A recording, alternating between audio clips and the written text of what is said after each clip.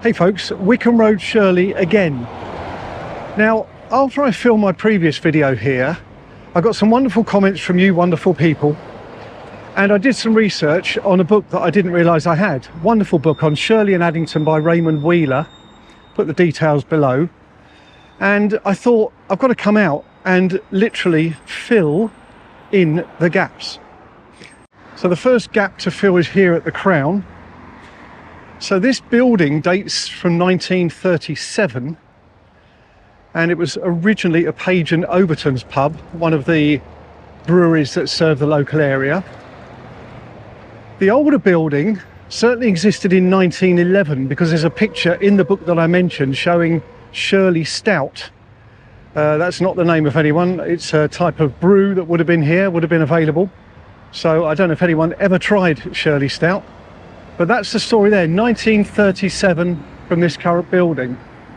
And also over the road, we've got Rosemary and Myrtle Cottages. I'm pretty certain this is Rosemary and Myrtle Cottages. And basically this was the original Shirley village. And the next bit I'm going to fill in the detail on is the club on the corner. So this was originally the Shirley Village building. Ahead of me here, opened by Alderman Frederick Edridge in 1888 and used as a branch of Croydon Library within a year. Shirley Working Men's Club used the ground floor for many years, and the upper floor was used for meetings and whist drives. So the next bit of detail is about the nurseries that were just here on this site. So the nursery was established by Henry Coppin in 1862, and in 1885 acquired by Thomas Butcher, demolished in 1935 for road widening, so quite a small building originally, and the adjacent nursery business belonged to the Ivell brothers and became Nursery Avenue and Nursery Close. So that's what we see today, the sign Nursery Avenue and Nursery Close. Shirley Cottage was the building that I referred to where there's some restoration going on over there. Built in 1721 by John Claxton, and that was in a similar style to Shirley House, which was back along the end of Wickham Road. Built in 1932, was derelict for a while, then converted into flats. Threatened with demolition in 1982, further work carried out, and obviously, as we can see, more work being done there today. As the bus, the 119, just spoils my view. But never mind, we carry on. Actually referring to Wickham Road itself, it really was quite a main route, an ancient route, albeit not necessarily well developed, but it did feed in from Croydon to West Wickham area. There are references back to 1553, and even in 1797 it was referred to as an ancient route, so that's a little bit of a story about Wickham Road itself. And this building on Barmouth Road, so it's Abracadabra, which I highlighted before, I love the name. This was Edgar Moyse Ironmongers, and it existed in 1930 for at least 25 years. Typical old-fashioned storefront in that book that I referred to, with all the wares outside on the street that was no doubt put out and taken in every single day without fail. So yeah, the site of Edgar Moyse Ironmongers, now Abracadabra. I don't know if you've seen these before. N&C, that's Nalder and Collier. Plates in the ground to mark the boundary of the pub. This is the Shirley Inn, built in 1850 to replace an earlier inn of the same name that was on the opposite side of the road. And by 1908, it was a tied house of the Croydon brewery firm Nalder and Collier. So we had the first plate there. You can actually see the way the tarmac is got a line around it. Cellar opening there. We have another plate here. There we go. And another plate here. Quite cool to see those things. I have seen them on other houses, and I may do a little bit extra on the Nalder and Collier, or maybe the Croydon breweries. All down to when I can fit them all in and do the adequate research, etc. So this is, I'm referring to it as West Lodge. I must have seen that written down somewhere. Believed to date from the reign of Queen Anne, and it was once the lodge at the entrance of the long farm road leading to Spring Park Farm. It leads to Bridle Road that connects Shirley to Addington. And there's a further lodge at 792 Wickham Road. In 1921, the lodge was a cafe, became an estate agent's after a fire in 1968, so there's a bit more detail there. So that was the recap done. And now we're going to walk along what was that original road and get to the site of Spring Park Farm. So we're in Westway Gardens. This is Heartland Way that connects through to Addington as well. One kind of cut through that I've used for a while, and just down there the traffic lights, and on the corner the library, which we looked at in the other video. So we're still on Westway. However, up here the roadway stops and the trackway continues, but it does, if we look at older maps, overlay nicely. Really, you can see the whole line from old map to new map.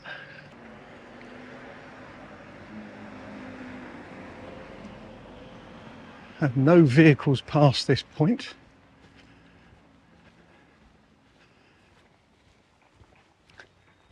But we are really treading a very old footpath from days gone by.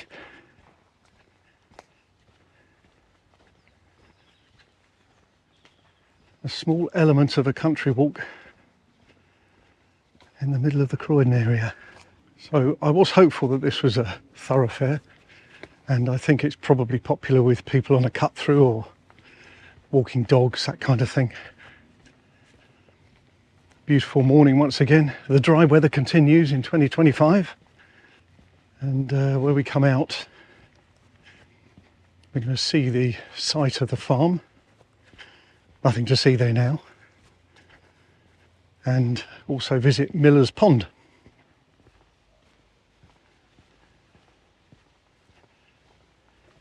This walk is about 3.5 miles, just under.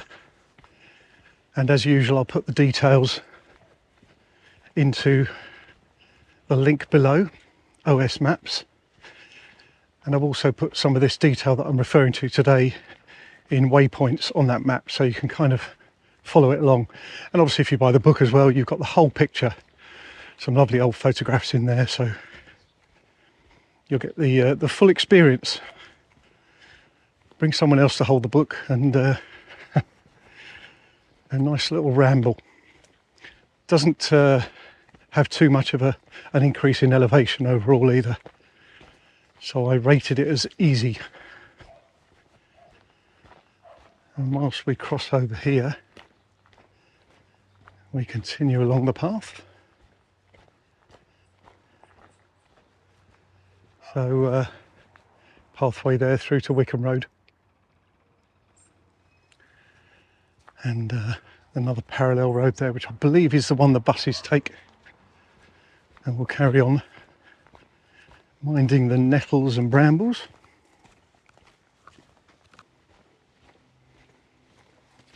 Don't know if the camera picked that up. A cat leapt out and obviously spoiled its little territory,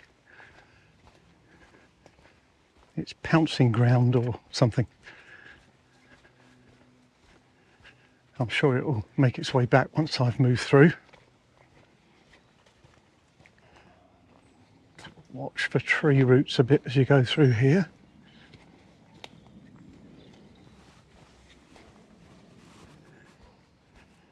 Grown up a bit more here. If you referred back to some of my Chelsham walks on the country walk series, you'll know that I sometimes do flirt with nature's challenges.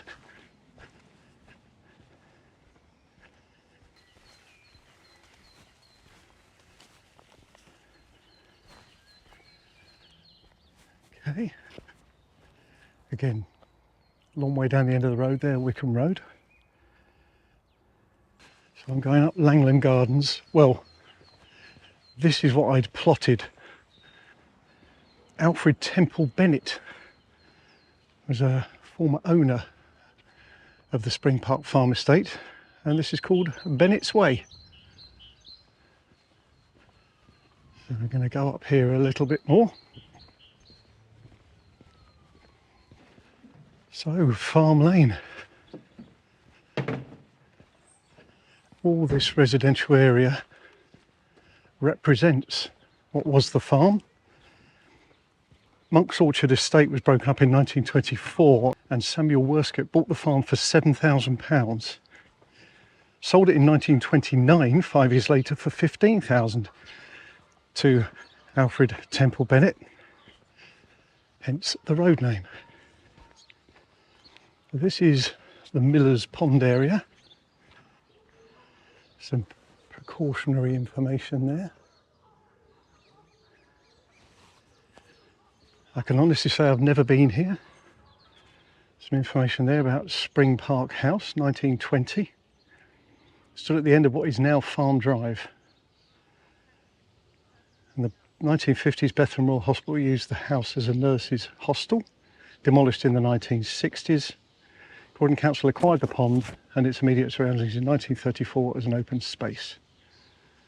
So, let's have a wander down to Miller's Pond.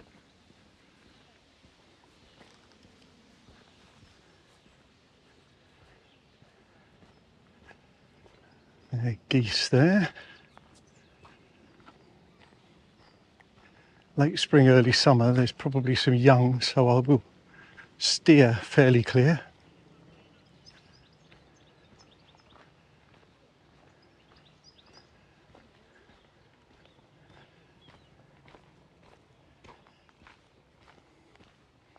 The pond was named after the last family to work the farm.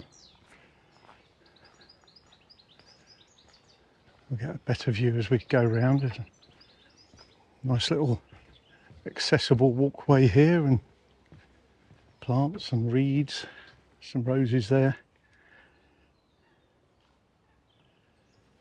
How beautiful, peaceful. And zoom in. There we go. Look, there's another one. It's so peaceful here. It really doesn't seem like we are in suburban Croydon. There's a coot coming over to see me.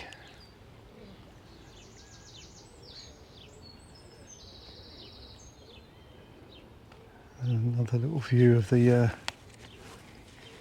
rather impressive fish. So no documentary evidence to support why the pond was created, but it is believed to have been created for a specific purpose to do with the farm. It was the largest pond in the area and was likely created to serve the farm and estate. So water stock and keep the cartwheels in good condition. To avoid shrinkage, you had to put your cartwheels in the water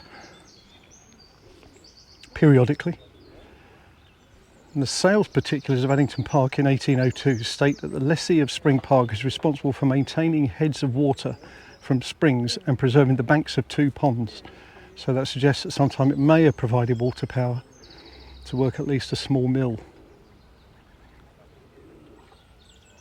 And once the council acquired it, and as development was taking place around here, the other 2 smaller ponds were filled in.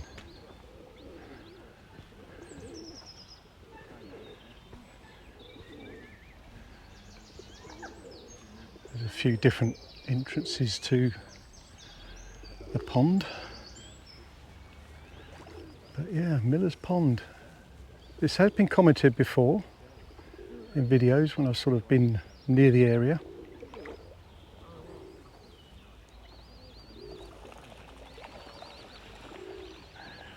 Well worth a visit and some chill out time.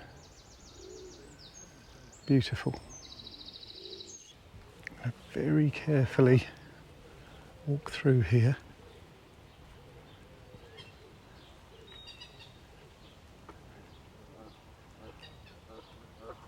Wow.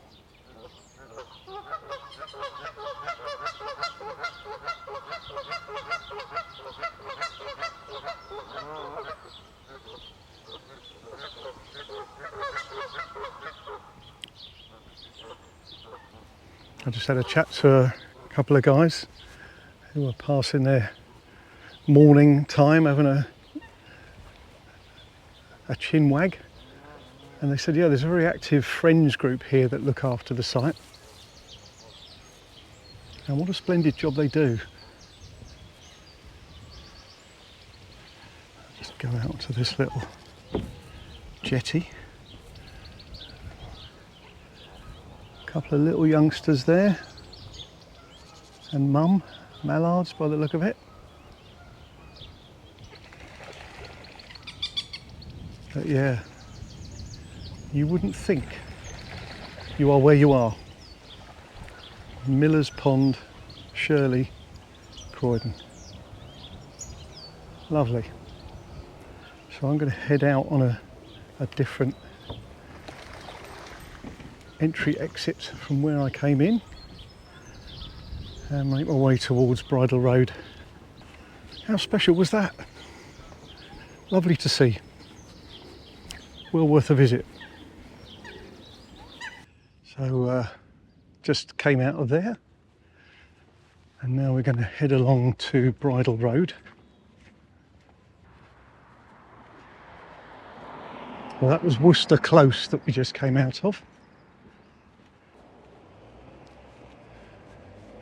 I haven't done extensive research of this church, but I do know that it is Grade 2 listed. And I think there was some rebuilding that took place after some bomb damage from World War II. So, and again, set off nicely against this lovely bright sunny weather we've got today.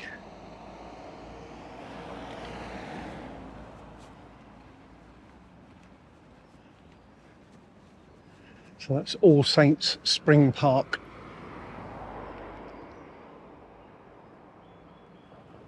And this is in Bridle Road.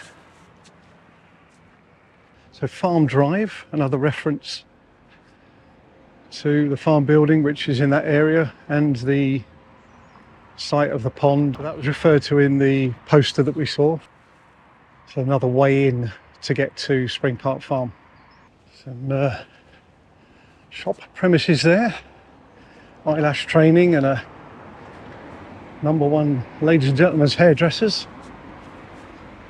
Monk's Orchard Road is opposite. We're going to visit that briefly on the return leg, but 792 Wickham Road Lodge, that was referred to when we were at the beginning of Westway Gardens with the thatched cottage, and there is a building there. I don't know if it's, I'm not going to pry in there, I don't know if it's exactly the same building or whether it's been adapted, rebuilt.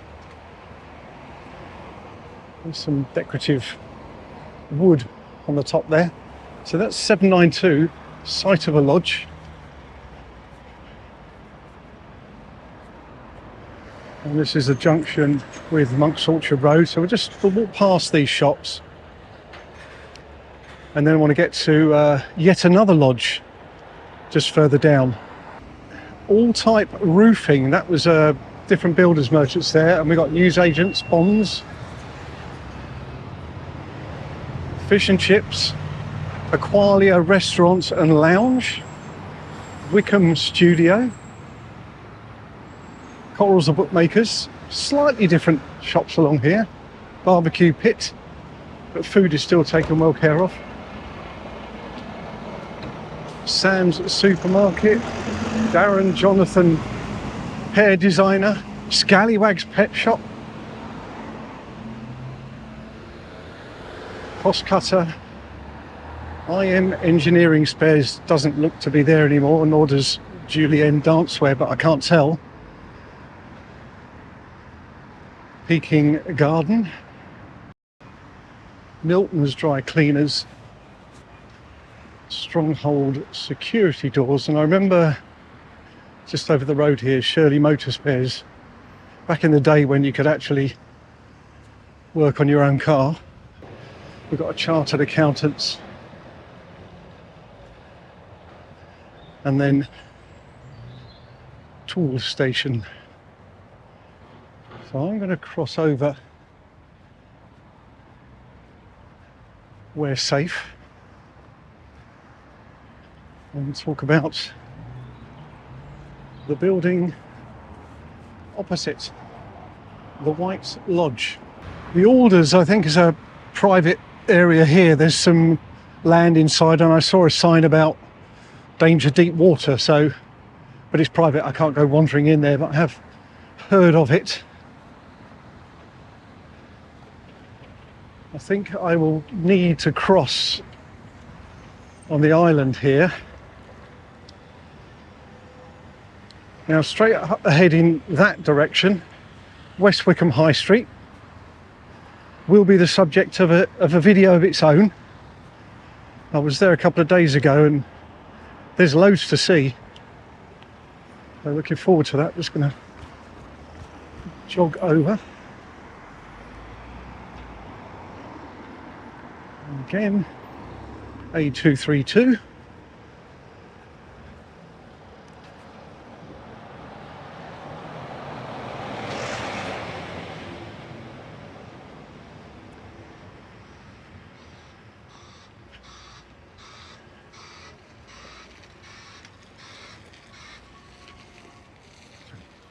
Timber merchants and a KFC drive-through. Probably be busy in about an hour or so. Another look at the Alders, not to be confused with Alders of Croydon.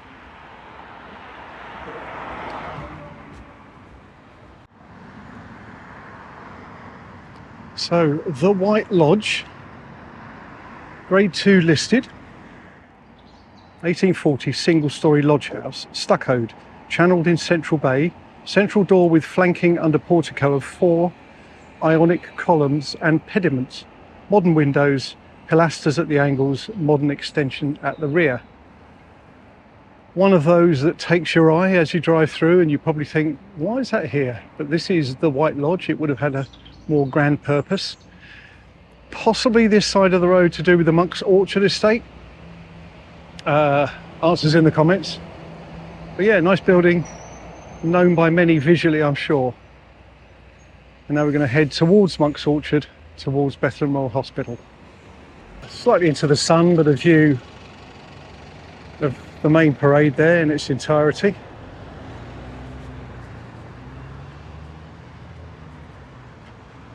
West Wickham and Shirley Baptist Church. And then we're going to head round the corner and go a little way down Monk's Orchard Road. That's the grounds of the Bethlem Royal Hospital. I'll walk back on that side just to point out we're on the Superloop here. So this is Bethlem Royal Hospital. This building, set of buildings, dates back to 1930. And originally, the hospital, as a priory certainly, dates back to 1247 from its London base or bases. They've got a wonderful museum there, the Museum of the Mind, and Sue and I went there recently. Quite fascinating, the different exhibits that they've got there and different things that you can interact with. There's a whole range of art there, many paintings. So well worth a visit. And they also do a park run here every week and occasional walks on Eventbrite. I think you can book and have a walk of the grounds. Very popular to just come in here and have a walk. They also hold the archives there that I've been to before to do research. Wallingham Park Hospital, for example. There's some patient records and records of the plans of the buildings and the like. So yeah, Bethlem Royal Hospital. Once we get an idea of the grounds here, if I just throw a little aerial view, courtesy of Google, you'll get a feel for how the buildings are laid out and how quite beautiful the grounds are. And quite wonderful that there's this expanse of land available. Now, this building here, I see the style of it and it looks similar to the hospital building, so it may be it's a little bit away from the main set of buildings. Got some security protection on there. Winchelsea. not been Chelsea. Just to go back again, recap. So the builder's merchant's now roofing specialist over there. And straight ahead, 792, the lodge. Building looks new-ish, but there was certainly a lodge there on the older maps that related to the estate that this area sits in. Only right to continue and point out local businesses. So we've got a Turkish restaurant, Belvedere, flooring specialist, and La Terrazza, Italian ristorante pizzeria. I probably got the accent terribly wrong there. Halfords, and Tesco Express, and Esso. For the record, and in case it doesn't always come out on screen, unleaded 130.9 per litre, diesel 137.9 per litre, May 2025. So this is more of the fenced off grounds. We sort of skirted around the perimeter. Probably a haven for wildlife, insects and the like in there. Pollinators.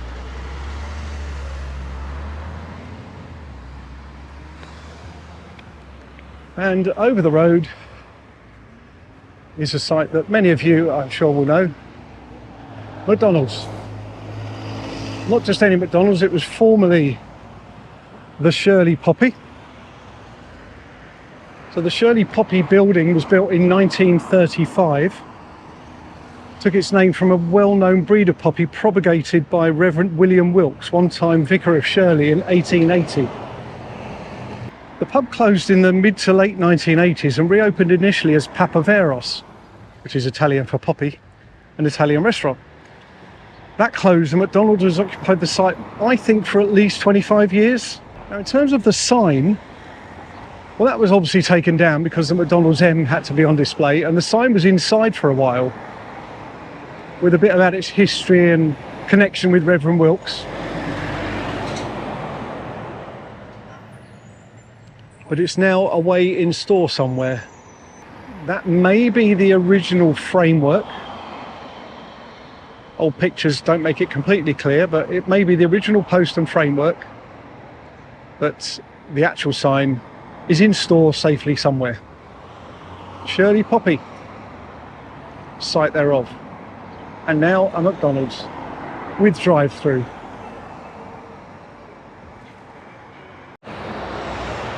Another office of Gentle Dental there. We've got a electricity substation. Some of these buildings are quite nice, actually. Today they will build them bare minimum, just what was needed. But this is the Cheston Avenue station and has some history to it. And another side of this wonderful Tudor lodge. See the side of the library building here, so crossed over. Welcome to Shirley with the Shirley Poppy. And again, just another view of the library that we covered in the previous video. And this is Heartland Way. We crossed over up there earlier. I have a green man and a counter. I'm going to make it in time.